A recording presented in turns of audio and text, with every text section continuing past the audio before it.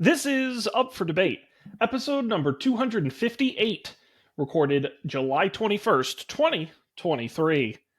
Hello, everybody, and welcome to this episode of Up for Debate, the debate podcast where the two hosts agree on everything. Oi, it is I, your humble rabbi, Sean, with my good bank robber friend, Matt. Shalom and howdy, Mr. Sean. Matt, this will go down in the record books as the most Jewish episode of Up for Debate. Yeah, so far. The most Jewish episode so far. That's right. And why is that? Why is this episode unlike any other episode? Because we let Matt pick the movie. No, that happens quite frequently. What movie did we select? Why is this night unlike any other? The movie listen, we Matt. watched. Yeah, unfortunately, we could have watched. Listen, we're going to be straight up here. It's Cherry Coke Summer, okay, here on the show. Cherry Coke Summer. And we are covering the films of Harrison Ford, but not the ones you think of. We could have watched Star Wars. We could have watched Raiders of the Lost Ark. But instead, Matt, because that was our stipulations where we specifically couldn't watch those movies. We couldn't watch Star Wars or Indiana Jones. True, but we also could have watched Apocalypse Now. There's a whole bunch. Now, I want to remind everybody, Matt, on our draft episode where we came up with this idea, you specifically called out this film among all the other Harrison Ford movies. We could have watched, we could have watched the better known movies of Harrison Ford's career. We could have. This is true. I mean, Matt, why were you so excited to watch this movie? But I was going to say we could have, but what's the, as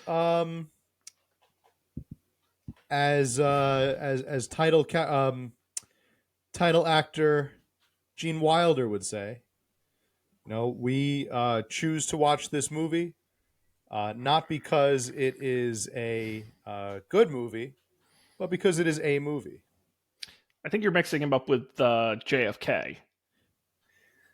Am I? We choose to watch the movie in this decade not because it is easy, but because it is hard. Yes. They sidebar. I think that Gene Wilder would have made a interesting JFK. Would have been an interesting choice. Yeah. Sure. I could see that. We are watching the 1979 Western comedy, The Frisco Kid, as part of our Summer of Ford, Cherry Coke Summer, as we have now retitled it. Matt, grab your horse, holster your 6-shooter, put on your Stetson. Yep. We're heading out to the Old West. Ford and Stetson. This is now 2 movies in a row with that connection. Last week, I highly recommend you go and watch our debut of Cherry Coke Summer episode, where we went over the beautiful film American Graffiti. Much better than this one.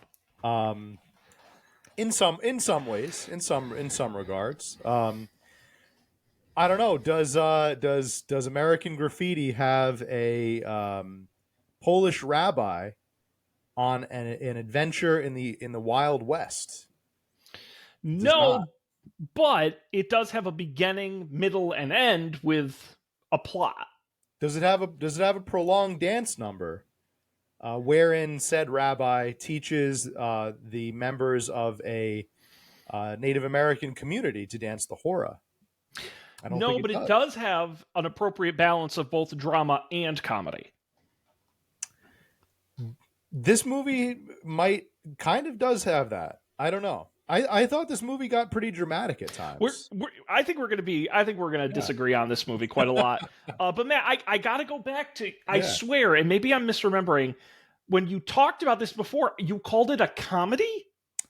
As a Western comedy. Now, I was taking that directly from the Wikipedia. Okay. It is in the genre of American Western comedy. That is the genre it is classified in. Aside from a few scenes, I think there are a few scenes which I would describe as comedic, but the whole film through, and this is one thing I will argue is kind of a like a hang up on people enjoying the film, is that it doesn't really seem to know what it wants to be. It's a little bit of identity confusion. This movie is. It's like they try to toe kind of a comedic, it's a comedic situation, right? Putting a Polish rabbi from Europe in the middle of the Wild West, two culture clashes, stranger in a stranger land kind of vibes to it, obviously lends itself to comedic situations. But the movie doesn't stick to that comedic backdrop the whole way through. I think it plays with a little bit more of kind of more serious themes that pertain to like one's identity struggle, struggling with I guess traditionalism versus modernization. There's a lot of an old world clashing with new world, and a lot of it, I guess, it's kind of like you teach me and I'll teach you Pokemon I, kind of I, situation between Harrison Ford's character and Gene Wilde's character. But yeah, well, in theory, yes, but I don't feel like that was really executed. The Rotten Tomatoes consensus statement that they put on other movies, I think for this movie is really very accurate. What I want to say, but they write it better. Not even a genial Gene Wilder or a dashing Harrison Ford can rescue the Frisco Kid from a monotonous procession of gently comedic sketches that never cohere into a memorable yarn. And to me, this movie, a bunch of stuff happened. Some of it was funny. Some of it wasn't. Some of it was memorable. Some of it wasn't. But overall, it seems like the script had been around for many, many years before it got made into a movie. It seems that way.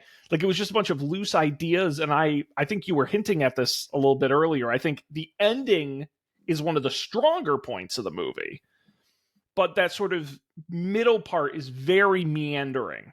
A little bit. Not to say I didn't like it, but that's probably my biggest takeaway is that it's just 2 hours of stuff happening. this this is kind of, I think, what happens when you watch Blazing Saddles and you're like, oh, Which that I've was never pretty seen, by funny. the way. Highly recommend it. Okay, Yeah, maybe I gotta next do that. summer will be the summer of Gene Wilder. I would listen. I would love to do a Mel Brooks summer. That would be We're Mel insane. Brooks. Okay, Mel Brooks summer, Gene Wilder. So I'm up for either one. I think maybe the fans at home could help us decide on that. But I think this is what happens. Yeah, after you watch Blazing Saddles, and you say that was really funny. Gene Wilder's a funny guy, but what if we also got Harrison Ford, and then you try to, I don't know, you try to make it work. I don't know if I'm describing the production. I don't know if that's exactly how it Yeah. went down, but that's really what it feels like is what happened.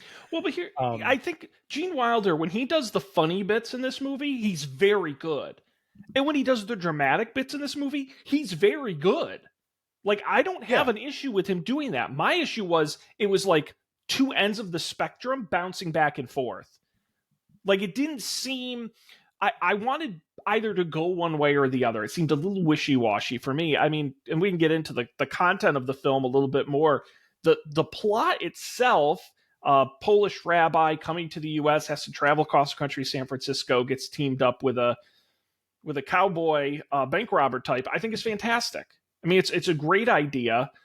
You get in a little bit of tightening, but I think Gene Wilder is absolutely the standout in this movie. Harrison Ford does a good job too, but Gene Wilder definitely the standout. yeah. I mean, he's in the entire movie. Again, another movie where Ford doesn't really pop in until kind of a good chunk of the way I through. looked. He robs the train at about 22 minutes. Mm-hmm. Then he goes away and doesn't come back until 30 minutes in. Same thing with American Graffiti. I think that's right around the time mark where they pop him in that film too. We mentioned last week the elusive Harrison Ford. Um, yeah, by now it's 1979, so we're 4 years removed from Blazing Saddles, as we mentioned before. And this movie, in a lot of scenes, really does feel like they were trying to go for another Blazing Saddles, but also like with a serious spin to it, which made me think like if they had put like a serious spin to Blazing Saddles in any way, you know, that would not have gone over, I think, super well. It just makes it seem like a little bit of identity confusion. You got to know your movie. I think the scene, the funniest scene to me, and I think to most viewers, was the scene when he first kind of gets to the west, and he's like he falls off that, or he gets pushed off that wagon, the covered wagon, and he's intercepted by the group of Amish. I think they're supposed to be like Amish folk. They're speaking like German. Amish speak like a dialect of German, and Mm-hmm. um, they he thinks that they're Jewish, and like he thinks they're like part of like an Orthodox Jewish sect because they have the beards, they have the hats, they have the religious books, and they think that he's Amish. So they're like, I thought that was a little bit of a, and things get lost in translation. I think if you had that idea alone, and maybe more scenes that were kind of similar to that, you'd be in good shape. But um, yeah, I mean, Wilder was great in this, as was Ford. They were, I mean, I think they both really understood their characters super well. Um, this is before or after? This has got to be pre Indiana Jones, but this is like right smack in the middle of Star Wars, right? Yeah, so this came out in 79, the first Mhm. Star Wars in 77, and then the following year in 80 will be Empire Strikes Back. Yeah, so we're right in the middle. We got the first Star Wars. Yep. This is kicking off. So basically, prior to this, he's in American Graffiti, but not really. Star Wars is obviously big for him, but he doesn't. It's a lot of small movies, and then right after this, he goes on a 5-year run: Empire Strikes Back, Raiders of the Lost Ark, Blade Runner, Return of the Jedi, Indiana Jones and the Temple of Doom. Um, which is this really is the last sort of small movie he does in his career. Yeah. See, that's why I picked it, Sean. There has to be a No, reason. We'll go listen, with that. Matt, I'm going to be honest with you. My favorite thing when we do these, especially movies I haven't seen, is I want to see interesting movies. Doesn't mean they're good, doesn't mean they're exciting. It means they're unique. I'm not a big Western guy, have not watched a lot of Westerns. I don't know a lot about Gene Wilder. I actually would probably like to see more of his films. I like him. So there are things I didn't like. Overall, I'm generally positive. And I think if you take, like, I'm just thinking in my head, there was that span in the middle of the movie where it was just like, they felt like bits, right?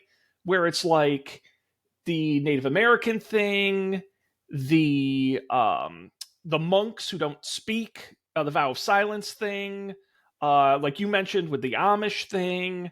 It was all these like thing, then thing, then thing, then thing.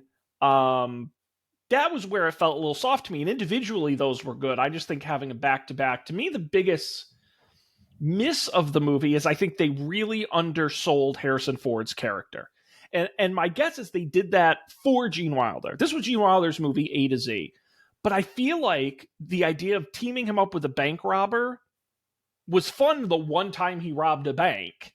But I felt like they could have run with that through more of the movie, where he keeps robbing banks, or maybe he has a crisis of conscience where he goes by the wayside and helps Harrison Ford and then has to recount for that. I just felt like it was a lot more of a rabbi does strange things movie than a buddy sort of Western movie. And maybe that was what I expected a little bit more.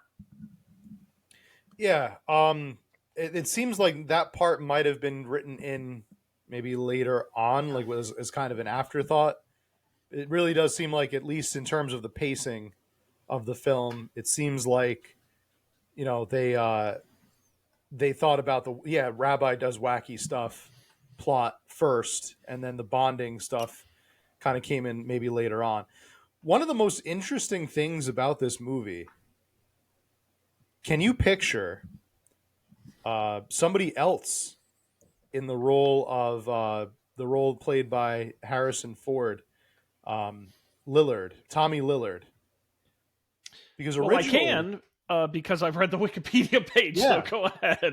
originally probably in a it would have been a bizarre film if this had gotten greenlit, if this had actually gone the way it was planned. I mean, um, it was originally supposed to be given to John Wayne, this role. Um, reportedly, I mean, conflicting reports that he either turned it down because of salary negotiation issues or because there was too much vulgarity in the script. So one or the other led him to turn down this role. It was instead given to Ford, and we got the movie made with Harrison Ford instead. Um, I personally I think that would have been a real weird choice if it had gone to John Wayne, but even with the two stars the way that they were, the way they were selected, I mean, it it was not enough, I think, ultimately to make this movie a box office success. Yeah, I think it would have been odd. I think what sort of worked between the two guys is that um, neither was too serious nor too funny. They sort of hung out in the middle where they could be flexible. I think if you go John Wayne, which would I think would be a little more serious on the cowboy side, then the rabbi has to become a joke to counterbalance them, or becomes too dramatic, and then it's just a bummer. So I think that ended up working out better. I mean, I will say probably my favorite aspect of the whole film is how sweet it is. It's a very sweet film. It's a very nice film. Again, as I talked about in my alternate pitch, Gene Wilder doesn't really ever compromise. I think in a modern movie, he would have that time where he does something. I mean, he does kill a man, but it's clearly in self-defense. I mean, it's not really a ethical challenge necessarily. It is for him, but not so much for the audience. And at every opportunity, he does the right thing. And I think there is something really pleasant about that you don't see in movies too much anymore, and something I enjoyed. Yeah, there. You're right. I think there is an endearing aspect to this movie.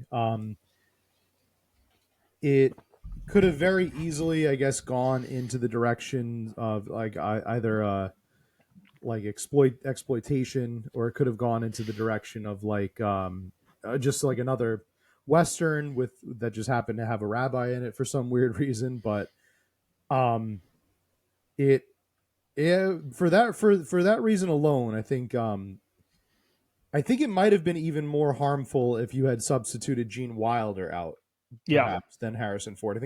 I think in that introspection, I think Wilder is probably the more critical piece of this duo, even more so than Ford, because like just imagining John Wayne in the role as the role of Lillard, um, makes the movie entirely different. But I think even if you keep Wilder um, in his role, I think it's still more or less the same movie.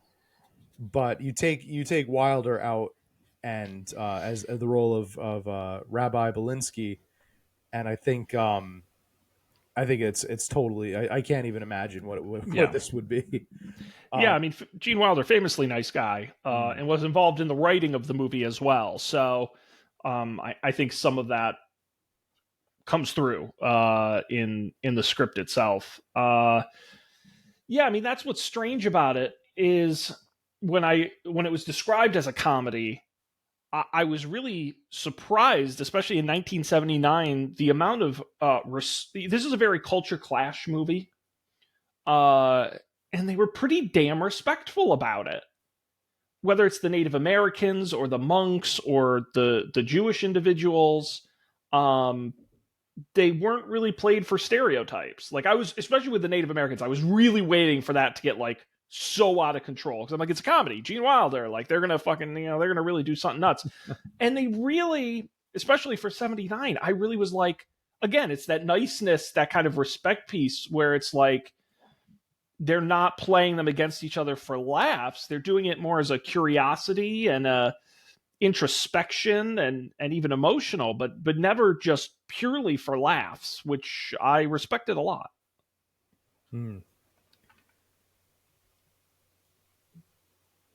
This was not going to be the first Western. This was not his first Western, Harrison Ford. Did you know that? I did not know. Well, he wore a cowboy hat and American Graffiti, so that would have been He his did. first. He wore. That's right. He was also in other films such as Journey to Shiloh. which came out in 1968, which we did not choose for the summer of Ford. And he was also in A Time for Killing. And I think I looked at that movie. I think I looked at A Time for Killing, but I think his role was like incredibly small in that one. It's so small his name is not even on the poster. So I think he plays like a page boy. He's in like maybe like a handful of scenes. I don't know for sure, but he plays Lieutenant Schaefer in that movie. And I don't know like how long like even all the stills and the screenshots, he's not really in any of these. So Which it's funny to me because as I was watching, I look at Harrison Ford. He doesn't physically look to me like a cowboy. He looks very Californian to me. And just purely on appearance, when I was watching it, I'm like, he's too good looking. Like he's too cool to be like an old West bank robber, shoot 'em up cowboy. Like that did bother me a little bit. Yeah, like he can play a rogue as he does in pretty much every movie that he was in at the time. But a cowboy, yeah, is like an entirely different. I mean, they're both they're fit underneath the ruggedness umbrella, but they're rugged in very different ways. I think Ford's ruggedness is a more intelligent, like it's more of a skilled or something. Like he's not like he doesn't have the swagger of a cowboy. He has the swagger of like a guy that would beat you up in a bar or something, that would or not even beat you up. He'd just like kind of steal your wallet when you're not looking, and then he would like sweet talk you out of not fighting him or something. Yeah, he's charismatic. He's very, very charismatic kind of rogue. I also think his age betrayed him a little bit. He was only in his mid-30s when this film came out. And I think you do. I mean, how old would John Wayne have been at that time?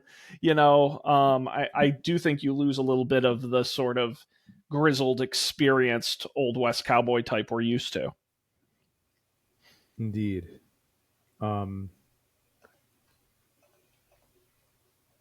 Yeah. Was there any part of this movie that like really kind of stuck out for you as you watched it?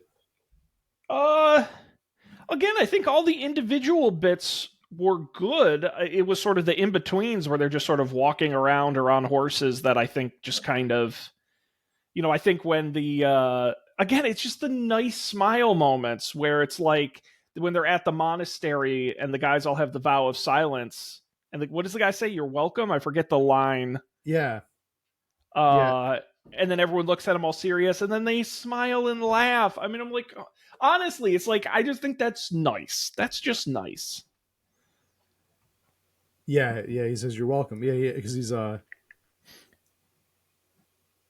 forget what the context was, but they're like, yeah, I think because the rabbi kept talking, and everyone's like, shh, and then Harrison Ford's like, quit it. And he says, the guy passes him something. He says, thank you. And then the guy says back, you're welcome. Yeah. And then everyone just stops. So it's a,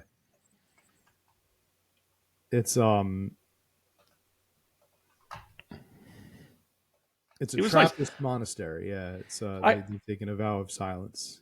I mean, I do think the best part of the movie is the ending, but I don't want to jump to that right away, Matt. Is there some part of the movie that stands out to you? For me, I think, the part I mentioned earlier where he meets the Amish community. Yeah. I think that's interesting. There's I will say that the beginning of the movie was very slow for me, and I did not understand the tone. Again, maybe because I came in with preconceived notions. And by the way, one thing I did do was I watched the trailer, the original 70s trailer for this movie. I was curious how they sell it. And it was a little bit more road trip, look at what these crazy guys get into type of film. And you start in Poland, and I didn't quite, and then they were doing some stuff. And he said, you're going to San Francisco. Okay, I got that. He gets there. And then I didn't quite pick up what the scammers were doing. So it was just a little bit, the beginning didn't really, the movie to me didn't really get chugging until he's chucked off the wagon without his stuff after the guys scam him. That's where it really kicks into gear. Yeah, that's where the action picks up for sure. Um, I think the part, like any of the parts where they kind of bail each other out of trouble, especially towards the end. Yeah, as you mentioned, I think we might have the same favorite part. Um, uh, Kind of how it all gets wrapped up when they finally make it to San Francisco. Uh, that part was pretty cool. Um, And then I will say I also really enjoyed whenever Harrison Ford would yell things. Every time Gene Wilder would do something, and I was trying to look up a quote here when he's trying to give back the money, and he goes, "Well, I tell you what I'm going to do. I'm going to get me a bath, then I'm going to get drunk, then I'm going to catch me a whore with the great big tits, and then I'm going to get drunk again, and then I'm going to rob that Wells Fargo office and get me my money back, you dumbass Jew." He says, and it just when he's shouting these things, he's so frustrated. Um, that's geez, just trying to help this guy.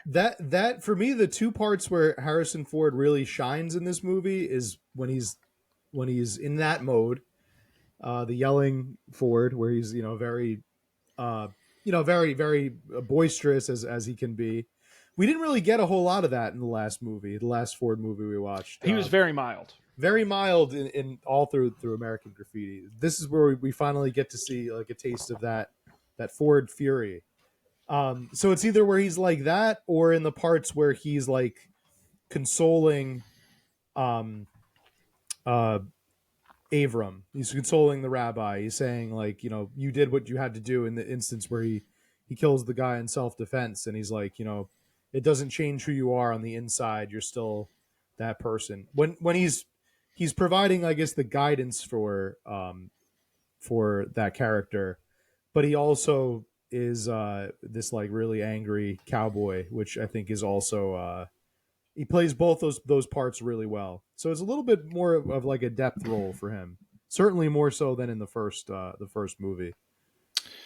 Well, I think his strongest part of the film for Harrison Ford is the dinner scene in San Francisco, where he says he's not a rabbi anymore. And he really challenges, don't you tell me that. Just don't say that again. Not after what I've been through to get your goddamn ass here alive. If you hadn't shot that man, then we'd both be dead. You understand that, you ignorant asshole? You do that. You do understand that. He was going to kill you, and then he was going to kill me. Am I right? When you shot that son of a bitch, that was not a sin. Well, what the hell are you talking about? He gets really animated in a way that's so compelling. And with Gene Wilder playing kind of depressed off of him, this is the part of the movie where Gene Wilder's been so strong for the whole film. Harrison Ford really rises to the occasion, and I really just love that scene. Mm. Yeah. Yeah. Um,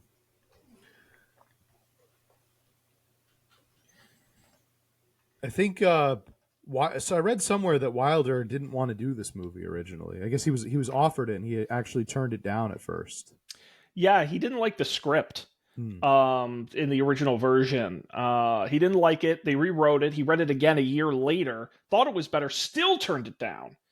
After a third draft came through, Warner Brothers really pushed him on it. And then that's when he got involved in the writing, and eventually a fourth draft he participated in.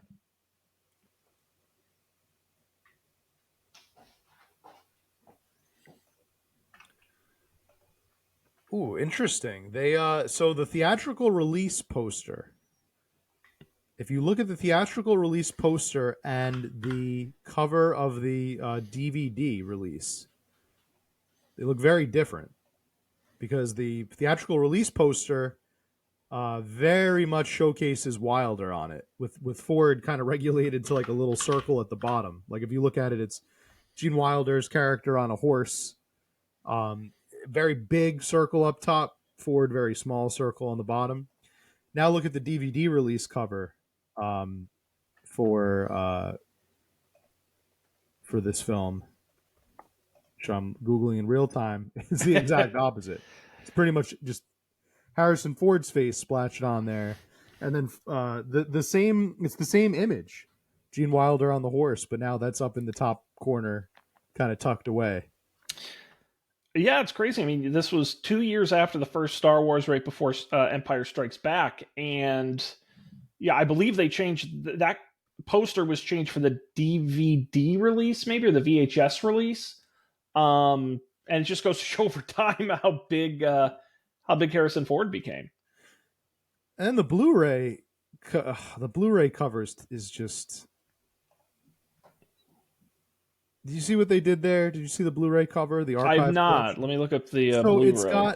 it's got Ford clearly on the left part, like the left side of the image, and Wilder is on the right side of the image, but the names up top don't match. Oh, that's wild, and that looks very lazily made. Yeah, That is it almost whack. looks like a knockoff. The cover does. That was crazy. Matt, let me ask you a little bit of this is gonna be a tough trivia question. I shouldn't do this to you. It's not very nice. Um, this released in July of 1979, and it opened second at the box office that weekend. It would go on to gross. I have the number here. $9 million, which I don't know what that is in inflation calculator. But my question for you is, as I quickly try and figure out what this translates into, if we go to 79 to today, so that's about $41 million today. So not a huge hit. Do you know what it opened against? Its opening weekend in 1979 that it was absolutely crushed by? At this point, it had been in the theater for 8 weeks, made $2 million this weekend. It didn't open the same weekend as Alien, did it? Matt, it didn't open the same weekend, but it was beaten by Alien that weekend. And Alien had been in the theater for 8 weeks at that point and crushed it.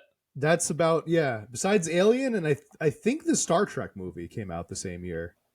Incredibly, this film was the 29th highest grossing film of 1979. Let's see, sandwiched between Kramer versus Kramer and The Fish That Saved Pittsburgh. That is one brave fish. Sure is. So, some trivia for you there. I do want to get into the drama at the end though, because I think to me that's sort of the best part of the movie. So the guys are so all throughout the movie they kind of keep running into these scammers, these con artists who take Gene Wilder's money right at the top of the movie. They run back into him into a saloon in the middle of the movie, and they kind of kick their ass a little bit and get their money back. Well, the guys come back for a third time while Harrison Ford and Gene Wilder are on the beach. They're swimming in their pajamas and having a very romantic time about it. And the three guys show up and essentially say, "Hey, we're gonna kill you." They're pretty pissed. They throw the Torah on the fire and they start shooting. And Harrison Ford's able to kill one of them. One guy runs away, but the third guy starts reaching for a gun, and Gene Wilder has to make a choice, to kill this man or be killed. And he hesitates for a long time in a very dramatic scene, but eventually does shoot him. Yes.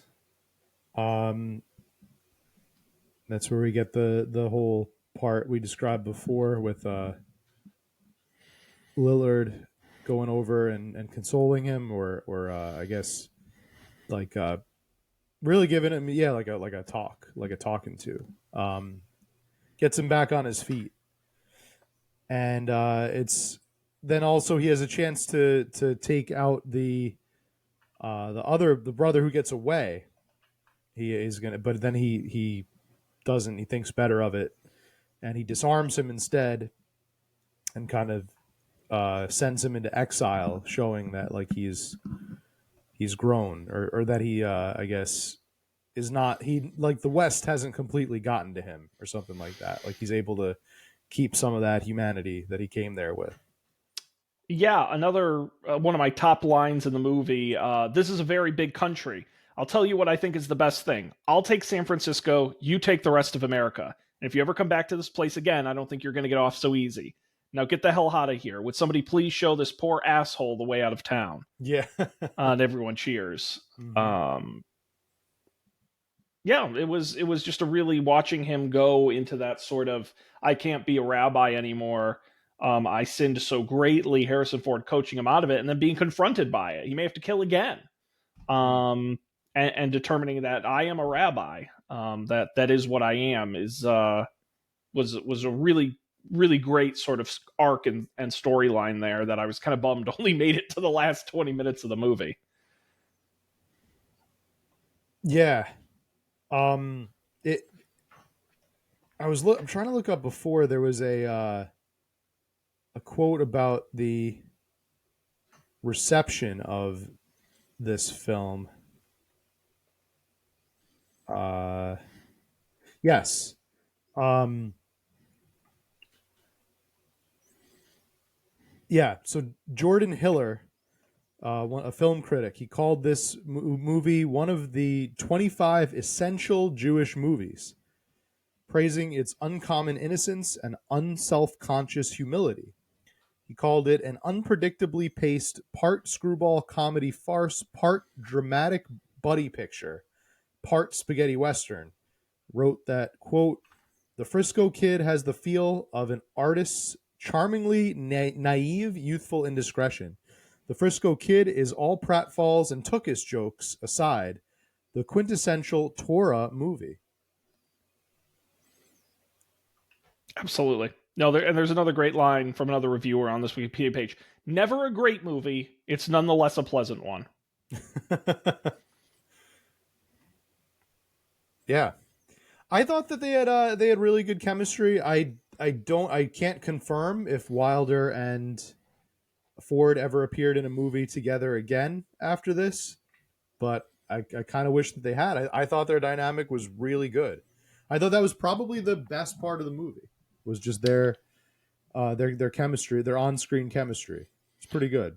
Well, and I think that's kind of why the looser uh, plot works in this movie is because of that chemistry. If it weren't for that chemistry, it would be a disaster. You can get away with a lack of character development when the characters feel already developed and you really like them, you know? Hmm. Both seem like they enjoyed working together. It said Wilder felt bad for Ford when they were filming because I guess the director really took a liking to him, but he said every time that he saw Ford, the director saw Ford, he couldn't help but feel like he was seeing John Wayne in that role. Um, and Ford thought the same thing. He was like, I had to feel like I had to constantly make up for the fact that I wasn't who he wanted me to be, or it wasn't John Wayne. But the two of them, they both got along great on set, and it was really nice to see that Ford, I think, said that acting with Gene Wilder was one of the greatest honors of my life. So, Do you know Gene Wilder's real name? I do not. I assumed that he had a. I didn't think his name was Gene Wilder. No, his name is Jerome Silberman. Yeah,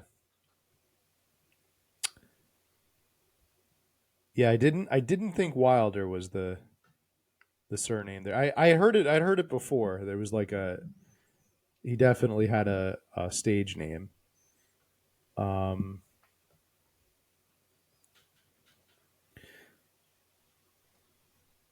let's see. Does our hero Harrison Ford have a stage name? I will say there's another interesting piece in No. Wilder's. Wilder was raised Jewish, but he held only the golden rule as his philosophy. In a book published in 2005, he stated, quote, "I have no other religion. I feel very Jewish, and I feel very grateful to be Jewish, but I don't believe in God or anything to do with the Jewish religion." That also brings me to the Harrison Ford fun fact of the week. Oh, ding, ding, we need a theme song for that. I had been saving since last week. I wrote it Oh, down. boy. Fun fact, because I knew this would be appropriate for this film. Harrison Ford is 1/4 Jewish on his mother's side. His father is of Irish Catholic descent, while his mother is an Ashkenazi Jew whose parents emigrated from Minsk. Ford jokingly, when asked in an interview what religion he and his brother were raised, Ford jokingly responded, Democrat, and more seriously stated that they were raised to be liberals of every stripe. When asked about what influence his Jewish and Irish Catholic ancestry might have had on him, he quipped, as a man, I've always felt very Irish. As an actor, I've always felt very Jewish. So there you go. Do you know if he was related to any cowboys? Well,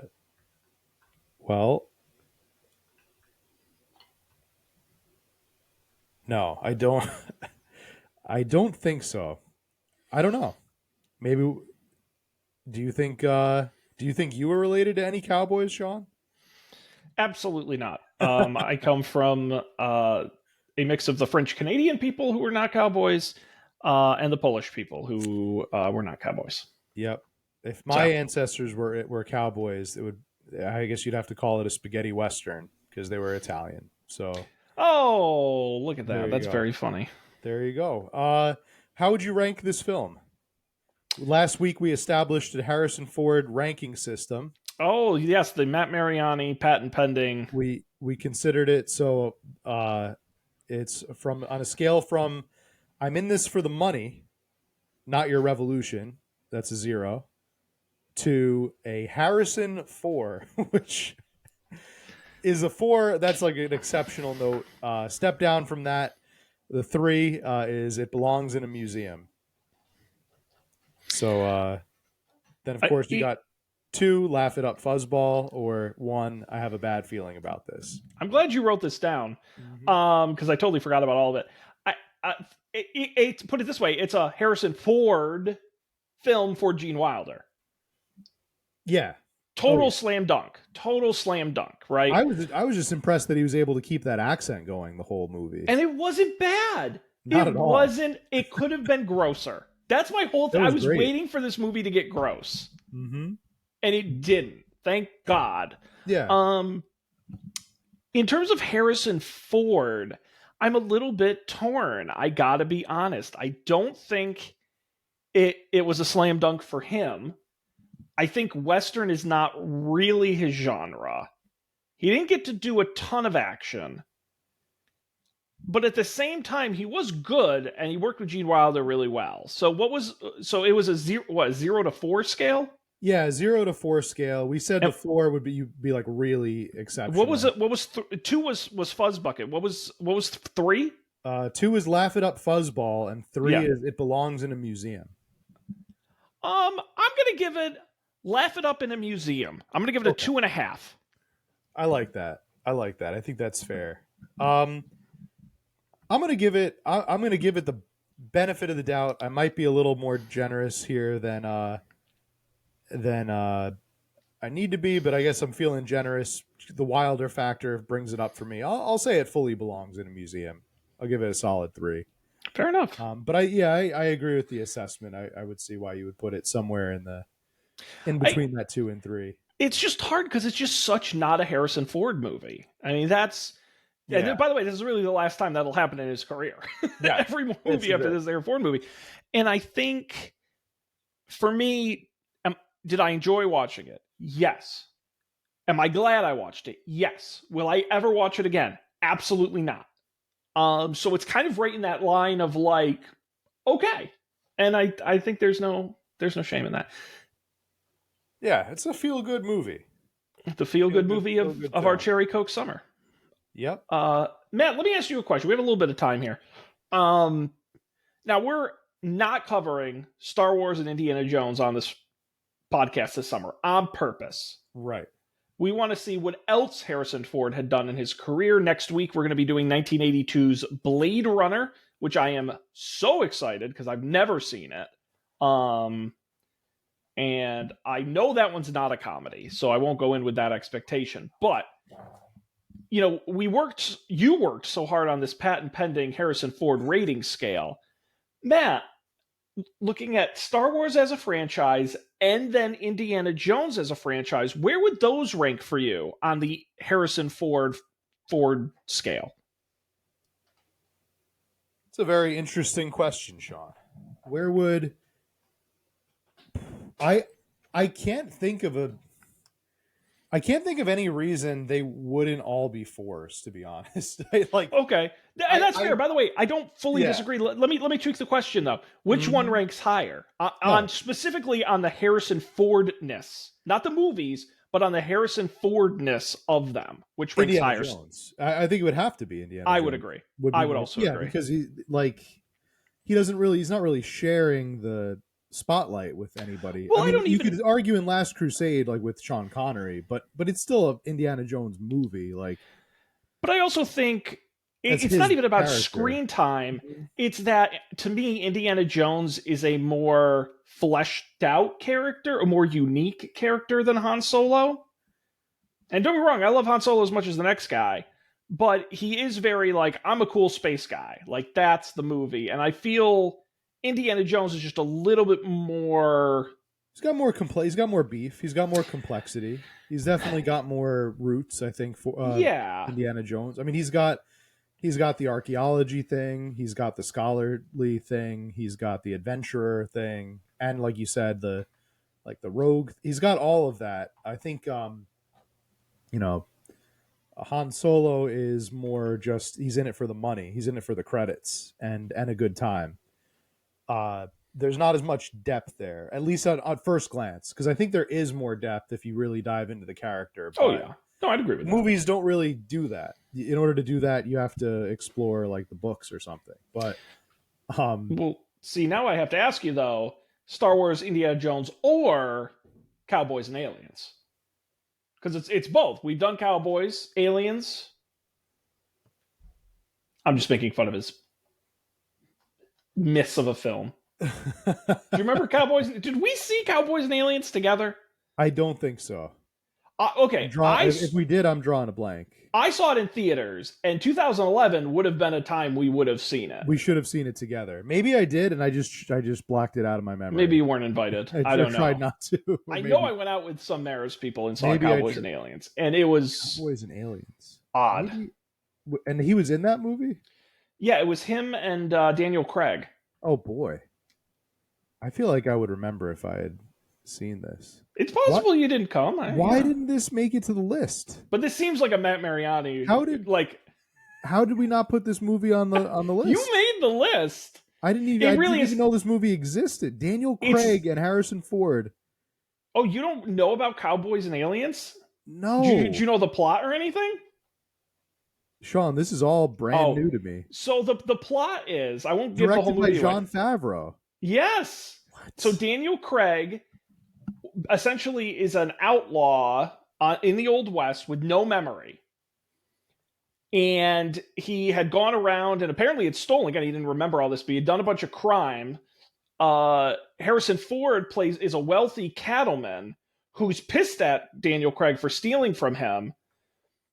And then all of a sudden, aliens show up and start abducting people. And in the Old West, and they have to work together to defeat the aliens from destroying Earth. Wow. And it's also not that great. It's a very odd. Who's the Olivia Wilde is in it? It's odd. It's an odd movie. Maybe that'll be our bonus episode. Yeah, I'm enthralled by this. Because this one, it also cost like $1 gazillion. If I saw this, maybe I like had a fever or something, and it was like, yeah, it barely broke even. All out. Okay, yeah. All right. So this was a big, and it was one of those where those movies where they like tease it for a long time, like big stars, mystery plot. Ooh, what's gonna happen? And it was Cowboys and Aliens. So anyway, not all about that. Okay, maybe bonus if we have some time at the end. Yeah, we could do some of the odder films in his. Yeah, that would be funny just to pick a couple, because there are some ones on here you're like, oh, wait, he was in that. Yeah. Even later in his career. A neat little, just to get meta here for a minute, a neat little call forward to an Up for Debate favorite that we had discussed on an earlier episode, I finished reading our summer reading book today. Oh, which Using the one? Signal. Oh, nice. I've lost the Signal, and I am now familiar with the whole story of BlackBerry. And I think now that since I finished a little bit early, I might go ahead and pick maybe one or two from the list to read as well. Maybe I'll read the Blockbuster one also. Yeah, that's next on my list. Yeah. Is to check that one out.